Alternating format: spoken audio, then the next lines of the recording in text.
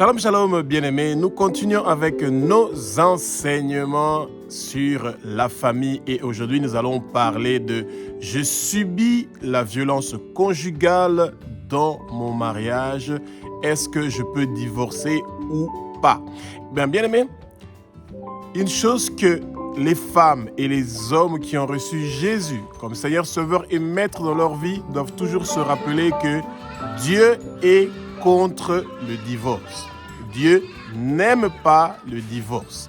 Et la seule raison dans la Bible qui vous donne le droit de divorcer, c'est l'infidélité ou l'adultère au sein de votre mariage. Et encore, avant que vous utilisiez ce droit-là de divorcer, à cause de l'infidélité de votre mari, vous devez demander au Seigneur qu'est-ce qu'il pense de ce problème que vous êtes en train de traverser.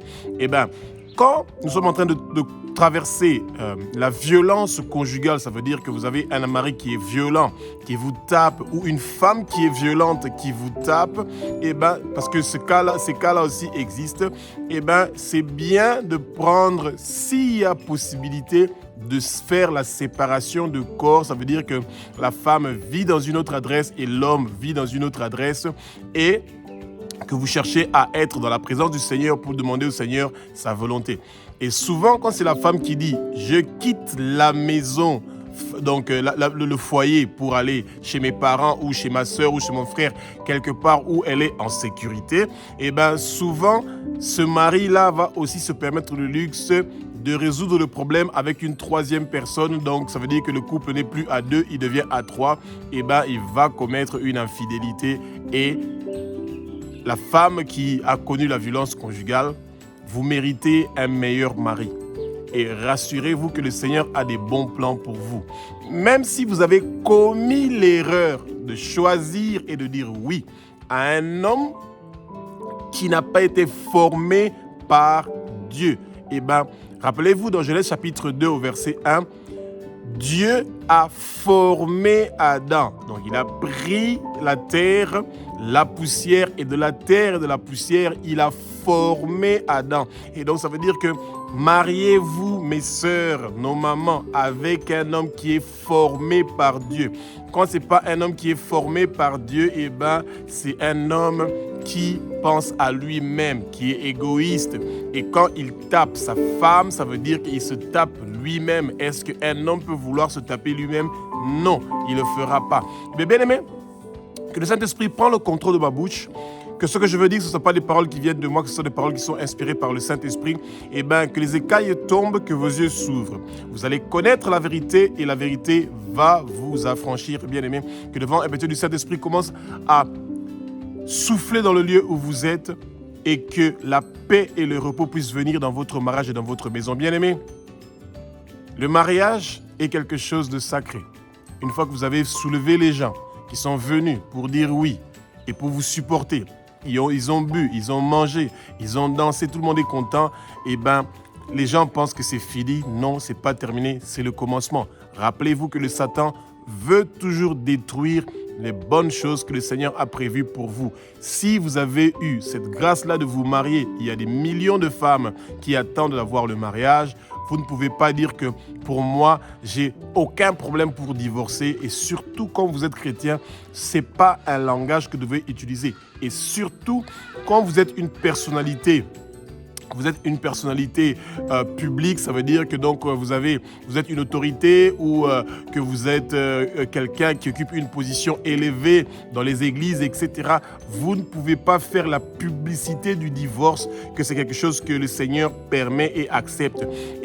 Les pharisiens et les sadducéens utilisé pour n'importe quelle raison que les hommes voulaient à l'époque, ils disaient que tu pouvais écrire une lettre de divorce, parce que Moïse avait dit ça, et tu pouvais écrire une lettre de divorce et puis tu pouvais renvoyer la femme comme tu voulais. Et bien aimé, la femme n'est pas une chose, la femme est vous-même. Et quand un homme ne comprend pas que la femme, c'est lui-même et qu'il doit aimer la femme comme Christ aime l'Église, et que la femme doit respecter l'homme, eh bien, ça veut dire qu'il y a un souci. Et souvent, ces choses-là se passent, au début, ils sont gentils, vous comprenez rien du tout, et une fois que vous êtes mariés, ils font sortir leurs griffes, et les choses commencent à changer dans la maison. C'est parce que vous n'avez pas demandé au Seigneur de vous donner un mari qui a été formé par lui. Quand vous demandez au Seigneur de permettre seulement un homme qui a été formé par le Seigneur, eh bien, quand vous voyez cet homme-là, vous allez reconnaître que c'est un homme que le Seigneur a préparé pour vous. Il ne va pas vous demander de coucher avec vous avant le mariage. Il ne va pas demander de faire des choses qu'un chrétien ne fait pas avant le mariage. Il ne sera pas là quand vous êtes dans la voiture. Il est en train d'insulter les autres gens qui sont en train de lui bloquer la route. Eh bien, quand ils arrivent à la violence conjugale, ils commencent toujours par la violence verbale. Et c'est ça. Quand vous voyez déjà un homme qui a une violence verbale, bien aimé, c'est très facile pour lui pour lâcher sa main droite ou gauche et vous donner un bon coup. Et ce coup-là peut être fatal, bien aimé. Pourquoi? Parce que dans le cercueil, il n'y a pas de place pour deux. Il y a la place pour une seule personne. De mon vivant, je n'ai jamais vu un cercueil pour deux personnes. Toujours, il y a une personne dans un cercueil et votre famille ne veut pas vous perdre du tout. Quand un homme est fatigué avec une femme, n'insulte pas, surtout pas insulter, et pas de violence verbale et pas de violence physique. Quand tu penses que tu es arrivé à ce point-là, tu prends cette femme-là que tu appelles la chose, tu l'emmènes dans sa famille et tu déposes et tu ne vas pas commettre de meurtre. Bien-aimé, si vous êtes en train de connaître la violence conjugale, en ce moment-ci, votre mari vous tape, demandez au Seigneur de vous révéler comment vous devez faire. Le Saint-Esprit est le meilleur conseiller, mais ce qui est sûr, vous êtes au mauvais endroit et ça peut très mal terminer. Et de nos jours, en Afrique, la police ne considère pas ça. En Europe, ça peut amener des sérieux problèmes et votre mari peut faire la prison et il peut être condamné pour des années et peut-être que c'est une façon que le Seigneur a prévue pour lui pour le remettre les deux pieds sur terre. Mais le divorce n'est pas ce que vous devez envisager. Dans Matthieu chapitre 18, du verset 21, verset 22, l'apôtre Pierre demande à Jésus combien de fois il doit pardonner à son frère quand ce frère aura péché contre lui. Est-ce qu'il devra pardonner 7 fois? Jésus lui dit, tu ne pardonneras pas seulement 7 fois. Mais tu pardonneras 70 fois, 70 fois, fois 7. Ça veut dire infiniment. Bien aimé, il faut faire une très grande distinction. Quand vous êtes en train de subir la violence conjugale dans votre mariage, dans votre foyer, dans votre maison, bien aimé, vous devez pardonner votre mari ou votre femme qui vous tape, qui est violent envers vous et qui est en train de commettre aussi la violence verbale. Parce que souvent, quand vous êtes en train de vivre la violence conjugale, ça commence toujours par la violence verbale et ensuite ça passe par les coups. Vous devez pardonner ces mauvaises expériences que vous avez vécues et peut-être que ça va vous donner des flashbacks que vous allez repenser à des choses que vous avez vécues aussi chez vous, dans votre maison, que votre papa est en train de taper votre maman et que vous serez traumatisé, tourmenté. Mais la parole nous demande de pardonner, peu importe ce que nous sommes en train de vivre dans le mariage. La parole nous demande de pardonner et d'oublier aussi. Donc vous pardonnez et vous oubliez. Mais quand il y a la violence conjugale, ça veut dire que votre mari vous tape à la maison, dans votre foyer, dans votre couple. Et des fois, il y a des maris qui le font même devant les enfants. Bien-aimés, vous pardonnez, il n'y a aucun souci. Mais ce qui est sûr est que cette maison-là, vous êtes en danger. Il y a un jour que ça peut tourner à la vinaigre et vous pouvez même mourir. L'esprit de mort, l'esprit de meurtre, l'esprit de suicide est venu vous visiter, bien-aimés.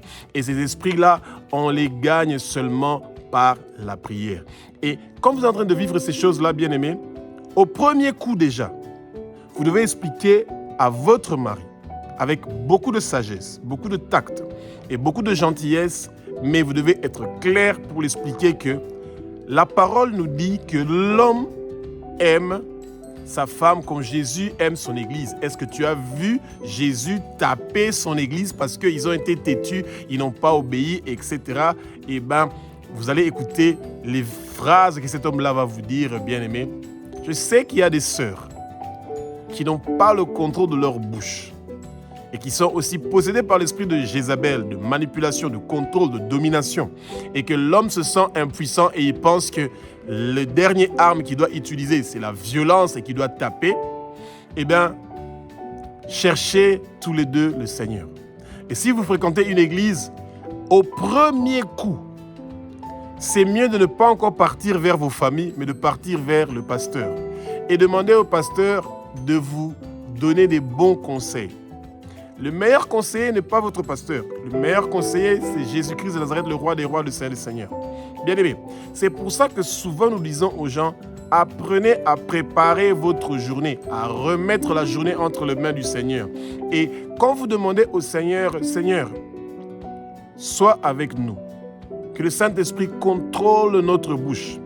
Que ce que nous allons faire et dire pendant la journée d'aujourd'hui, que ce soit des choses qui viennent du Saint-Esprit. Et que toute chose qui vient du monde de ténèbres, qui veut nous éloigner de toi, qui veut enlever la paix dans notre foyer, dans notre couple, dans notre mariage, que ces choses-là prennent le feu maintenant, au nom puissant de Jésus-Christ. Bien-aimés, c'est très important de comprendre que préparer votre journée peut changer beaucoup. Vous pensez que c'est juste quelques paroles que vous dites et que ça n'a pas de sens, que ça n'a pas d'effet, mais dans le monde spirituel, ça joue un très grand rôle. Parce que tout ce que le monde de ténèbres a préparé contre vous, quand vous avez des paroles que vous prononcez le matin, avant de commencer la journée ou avant de dormir, eh bien, bien aimé, le Seigneur a retenu ces paroles-là et il va les utiliser pour résoudre votre problème. La violence conjugale est en train de détruire beaucoup de mariages.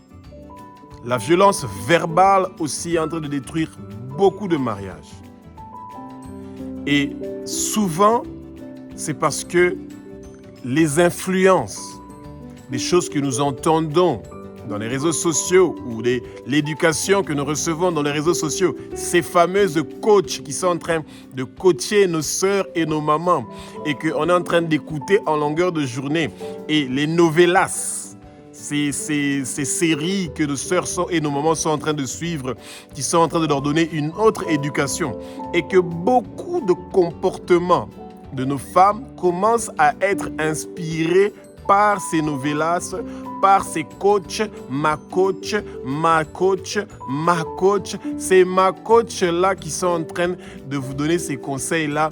Eh bien, quand on parle de vanité des vanités, ça veut dire que tout est vanité. Eh bien, quelqu'un qui n'a pas le mariage, quelqu'un qui n'est pas marié mais qui vous donne des conseils comme coach, ou quelqu'un qui a déjà un mauvais mariage, qui a un mauvais CV, qui n'a pas une bonne référence du mariage et vous l'appelez ma coach, eh bien ça devient un grand problème. Et c'est pour ça que vous voyez que beaucoup des hommes se rencontrent dans leur foyer confrontés à leurs femmes qui sont en train de recevoir des conseils de leur coach, ma coach, et c'est ça qui est en train de détruire beaucoup de mariages et de foyers.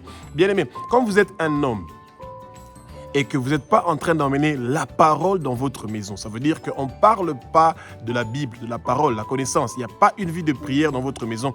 Votre maison est exposée à ces problèmes-là que vous êtes en train de rencontrer.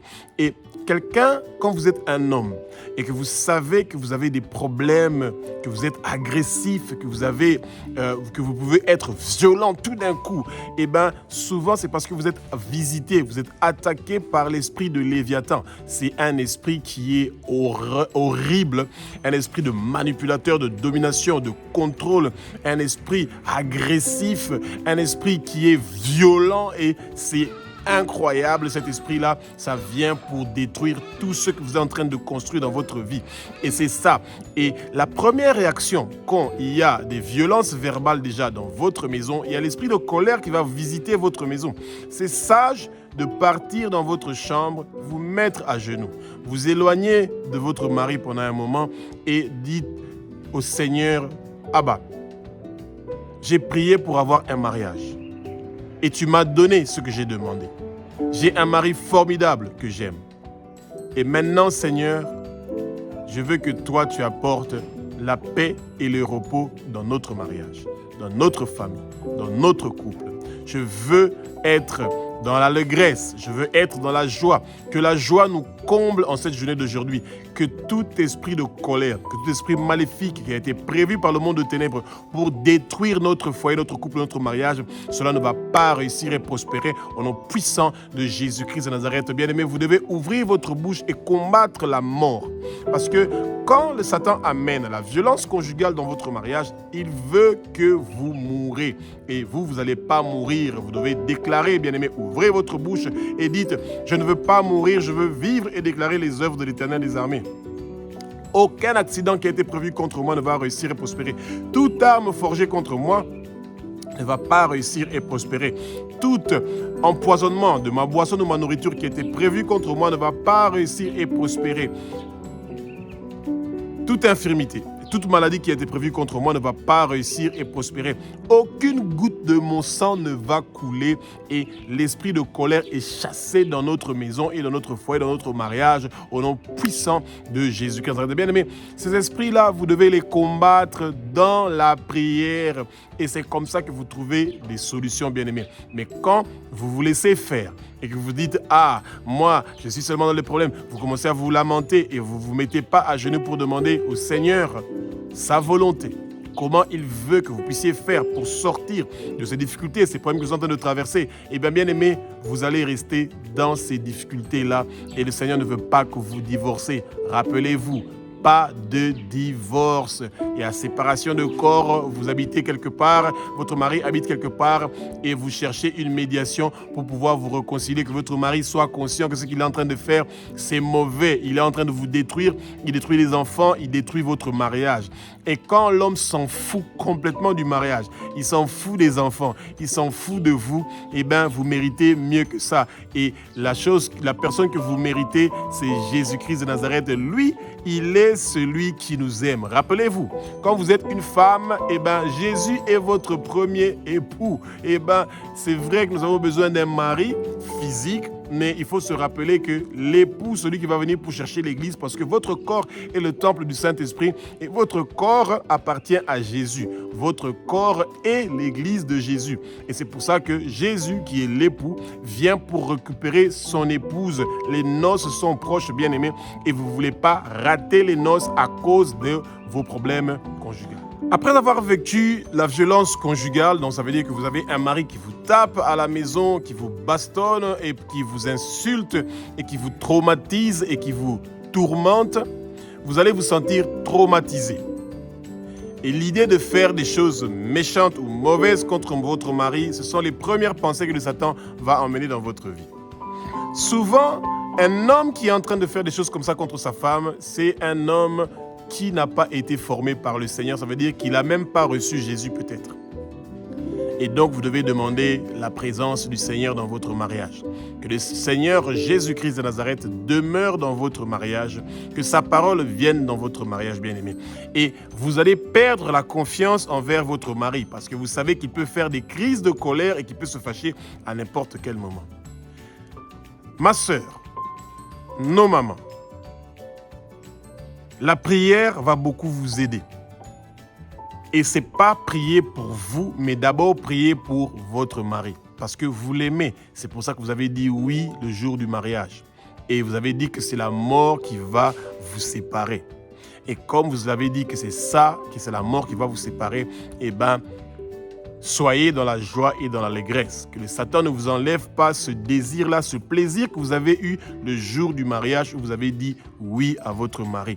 Et vous supportez déjà beaucoup de choses et demandez au Seigneur de vous donner la force pour que vous puissiez restaurer votre mariage et que la confiance puisse retourner dans votre mariage, dans votre couple. Et c'est très important d'enlever cet esprit-là de divorce. C'est déjà très bien que vous pensez à comment vous pouvez faire pour trouver une solution. Il n'y a aucun mariage, je dis bien aucun mariage où il n'y a pas des hauts et des bas. Mais ce qui est sûr est que Jésus-Christ de Nazareth, le roi des rois, le Seigneur des seigneurs, il a le dernier mot sur votre mariage. Et vous devez toujours dire à Jésus, quand vous êtes en train de traverser des difficultés dans votre mariage. Jésus, tu es celui qui a le dernier mot sur la vie de mon mari et sur ma vie et sur notre mariage. Et c'est pour ça que ta dernière parole qui est la paix et le repos viennent maintenant, immédiatement dans notre mariage. Et je veux que tu sauves notre mariage. Bien-aimés, quand vous prononcez ces paroles-là, c'est là que votre mariage sera sauvé. Jésus est le même, hier, aujourd'hui et éternellement. Il fait les mêmes choses qu'il faisait hier, aujourd'hui et qu'il continuera à faire demain. Jésus est le miracle. Jésus est la guérison. Jésus est le guérisseur. Et il va vous guérir de ces blessures-là que vous avez eues dans votre mariage à cause de la violence conjugale. Mais quand vous-même vous commencez déjà à prononcer, à dire « moi je veux divorcer, je veux me séparer de toi, tu vas voir, je vais souffrir, je me lever, tu me fais souffrir. » Bien-aimé, ces paroles-là que vous êtes en train de dire, ce sont ces paroles qui vont même détruire complètement votre mariage. Parce que la bouche a une petite partie de votre corps qui s'appelle la langue. Et cette langue-là peut dire des choses blessantes, horribles. Et quand vous commencez avec les va-et-vient, il y a un souci. Ma sœur, si votre mari commence à vous insulter et à dire des choses qui sont méchantes, eh bien, quand vous sentez que vous ne savez plus comment faire, courez vite dans votre toilette, fermez la toilette et emmenez votre téléphone de préférence et restez là-bas le temps que ça sera nécessaire. Et si vous commencez vraiment à être en danger, peut-être que c'est sage de téléphoner la police pour qu'on vienne vous libérer avant que le pire puisse se passer, parce qu'il y a des hommes qui peuvent être agressifs jusqu'au point où ils peuvent casser la porte de la toilette ou de la douche et entrer dedans et vous êtes vraiment dans des problèmes. Vous voyez? Et bien aimé, quand on a déformé votre visage, j'ai vu des photos horribles des femmes qui ont été tapées, tabassées, etc. par leur mari et que leur mari les a tapées comme on tape un serpent. C'est triste. Demandez au Seigneur de ne pas arriver à ce point-là. Et que ces choses-là, on les vit chez les païens. Ça, on comprend. Que pour eux, le mariage, c'est comme acheter du pain à la boulangerie. Aujourd'hui, j'ai croissant au chocolat, demain croissant au fromage, après j'ai croissant avec jambon fromage, croissant naturel. Il peut changer le croissant autant qu'il veut parce qu'il sent qu'il a toute la liberté de faire ces choses-là. Mais nous les chrétiens, nous ne considérons pas une femme ou un homme comme de la nourriture, que tu peux changer cette personne-là comme ton cœur veut. Non, le Seigneur ne nous appelle pas à faire ces choses-là. Et c'est pour ça qu'il doit y avoir zéro tolérance dans notre mariage. Dès que vous sentez qu'il y a un souci, violence verbale, violence conjugale, bien-aimés, prenez vos dispositions. Priez avec acharnement, avec persévérance et commencez à jeûner comme un malade, criez, pleurez vers le Seigneur pour qu'il sauve votre mariage parce que vous voulez être restauré. Et vous voulez que votre mariage soit restauré. 1 Corinthiens 6:7 nous dit que c'est un échec d'avoir des procès les uns envers les autres. Ça veut dire que nous commençons déjà à juger les autres. Quand vous avez un problème avec votre mari à la maison, ma sœur, nos mamans, ayez la sagesse de, avant de partir, blesser les cœurs des autres gens. En leur informant ce que vous êtes en train de vivre dans votre maison, prenez d'abord le soin de discuter ça avec votre mari et de trouver une solution. Quand vous commencez à amener ça déjà dans votre famille, eh bien, il y a l'intox qui va commencer. Ça veut dire que vos familles vont commencer avec la manipulation. Et rappelez-vous, bien-aimés, le jour de votre mariage, beaucoup de gens ont chanté. L'autre est marié, il faut être content. Chez nous, au Congo, on dit « Moninga Bali, c'est là ». Moi, cette chanson-là, il y a des gens qui disent donc, ton ami est marié, eh ben, tu dois être content. Et bien, cette chanson-là, il y a certains qui chantent ça avec un cœur qui est méchant. Et ils attendent le jour que vous allez venir pour leur dire que là-bas, ça chauffe et c'est là qu'ils vont se moquer de vous. Il y a vos ennemis qui veulent se moquer qui attendent le jour de votre malheur pour se moquer de vous. Et c'est pour ça que vous devez toujours prier pour votre mariage. Et l'injustice est quelque chose que les chrétiens doivent savoir supporter. Jésus ne nous a jamais dit que le jour qu'on va venir vers lui, lui qui a donné volontairement son dos, on a tiré sa barbe, son sang a coulé. On l'a fait porter une couronne d'épines qui a fait couler son sang. On l'a fait porter une croix, lui qui a commis aucun péché, et on l'a crucifié sur la croix. Il est mort une mort horrible, rejeté sur la croix. Lui, Jésus, celui qui a fait des miracles, qui a enseigné, qui a fait manger 5000 personnes, 12 paniers sont restés, qui a fait manger 4000 personnes, 7 paniers sont restés. Et c'est ce Jésus que le lundi, on a dit, Hosanna, fils de David, il est monté sur un âne et qu'il est venu, il est entré à Jérusalem comme un roi. Et le vendredi, on l'a crucifié et on a choisi Barabbas. Le rejet fait partie de la vie des chrétiens. Et l'injustice, vivre l'injustice, fait partie aussi de la vie des chrétiens.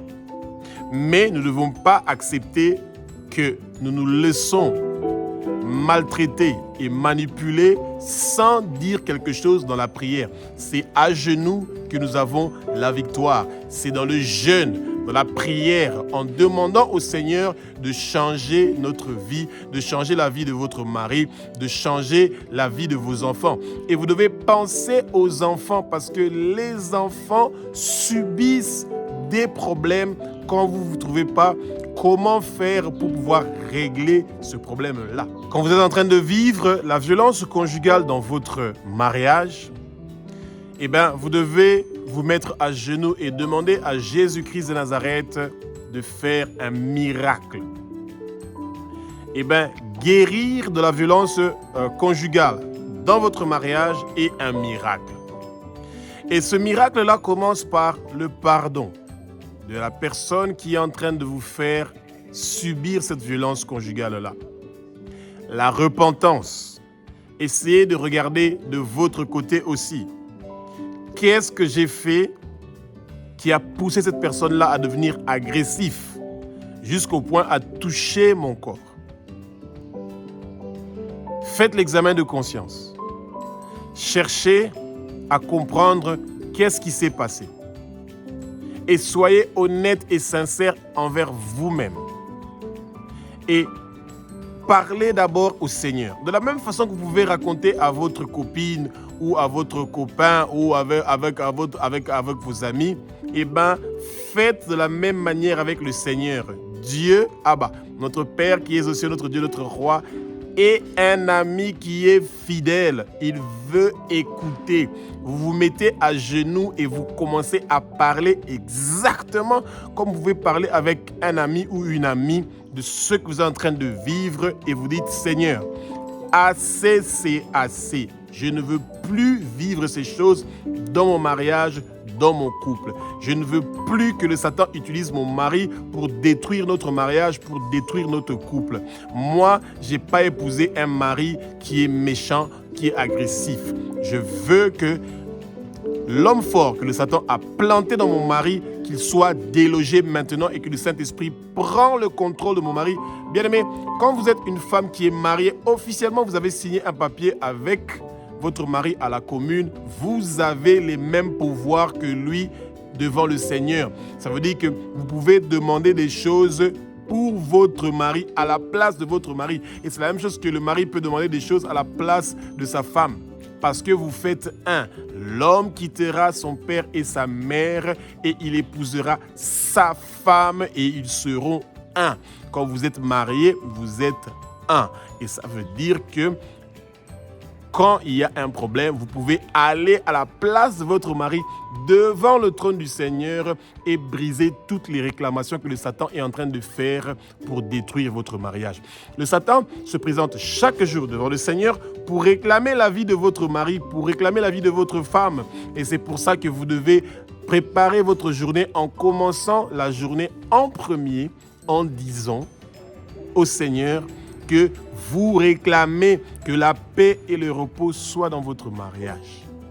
Et tant que vous n'allez pas avoir cette belle habitude-là, de préparer la journée pour éviter tous ces dégâts-là et cette atmosphère-là qui est horrible, qui règne dans votre foyer, eh bien, il y aura un problème. Bien aimé, l'orgueil et la fierté sont des ingrédients excellents pour détruire votre mariage et allumer le feu. Mais le feu que vous avez besoin, c'est le feu du Saint-Esprit. Que le feu du Saint-Esprit vienne habiter en vous et que ce feu du Saint-Esprit brûle l'esprit d'orgueil et l'esprit de fierté qui vient pour détruire votre couple, votre foyer.